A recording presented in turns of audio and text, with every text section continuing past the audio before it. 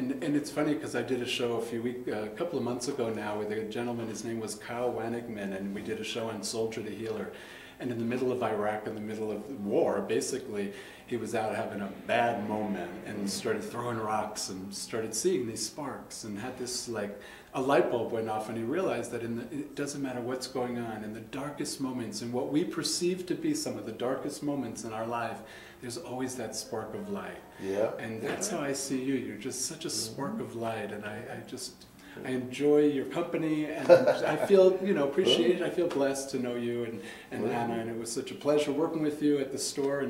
And speaking of the store, and you talked about some of your teaching, one of the things that Mike teaches is carving. Yeah. This is Mike Ortega, one of the New Mexico carvers here. So I want to talk a little bit about the store. I'm going to show some pictures of some of these beautiful carvings. You bet, no problem. I make up, you tell me true or false, I make up that doing some of this, it's such beautiful saints and angels, and that some of this probably kind of uplifts you also, keeps you busy. Very, very, very. It uplifts me a lot, because when you're working with wood like this, in all the years that I have not been doing this work for 48 years already, I have not done two pieces out of the same.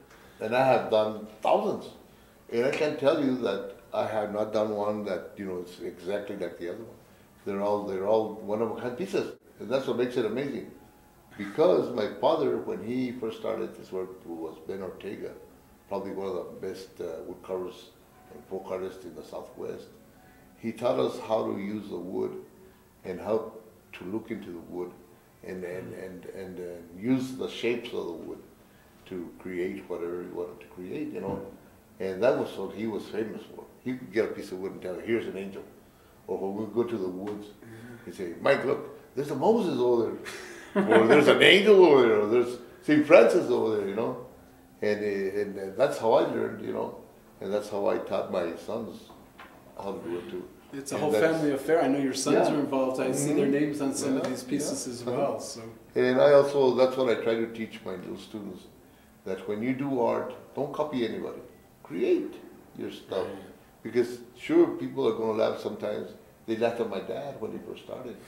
And they laughed at me, And even your family laughs at you, But they think you're crazy. Wow, how do you go do with that stick?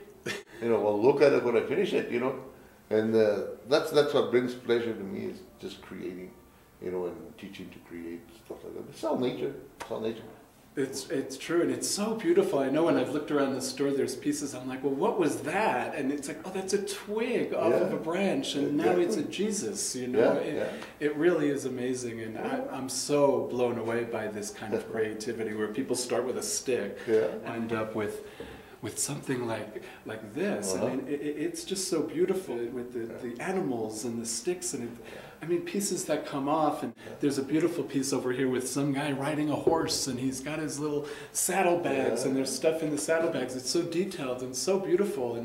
And this is the time of the year. It's Christmas. I think people should be heading down here on the train from Albuquerque and come check out this store. Exactly. Yeah, they should come down. And that's it. I think that's my purpose here in this life. Is everybody's getting so far away from God that they don't believe in anything anymore. But I still have something in my shop that's going to remind them, look, there's an angel there, there's St. Francis, there's Jesus over there, there's little animals, birds. Go outside and look at the sky, look at the clouds. They're there every day, man. That's what you got to celebrate. I know one of the things that you've talked about a lot is how much you love, and I could just see you doing this, how much you love teaching children. I think you said you work for the Boys Club? For the Saturday Boys and Girls Clubs.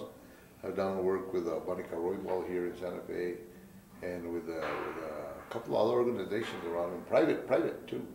I've had people come all the way from Houston and Dallas, Lubbock, to bring their kids during the summers just so I can give them classes. And you're teaching them how to carve? Classes teach them the basics, do some of the basics, and some of the more simple things. We do little angels, little animals, little birds and stuff like that, and some, you won't believe it, some of these kids have been coming to me since they were like about 6 years old now. Some of them are 18, 19, they still see me on the street.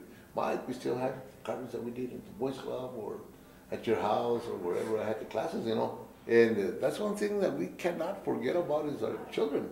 You know, the little children out there, you know, they have to be taught our traditions, you know, and some of the things that we do with our hands instead of just being at that computer with your eyes, you know, and forgetting about everything else, you know. But there's a lot of things, you know. One of the things that makes me very proud is that my little grandson, who is 8 years old now, I've been teaching him how to make birds and stuff like that for the market, and he will be in the youth next year, and in the youth market. So he'll be starting his little trip on 4 years. His little carving of the Ortega. And this weekend we had the Spanish market, and he had made about 8 little pieces, you know, little birds and stuff like that. He sold them all, you know.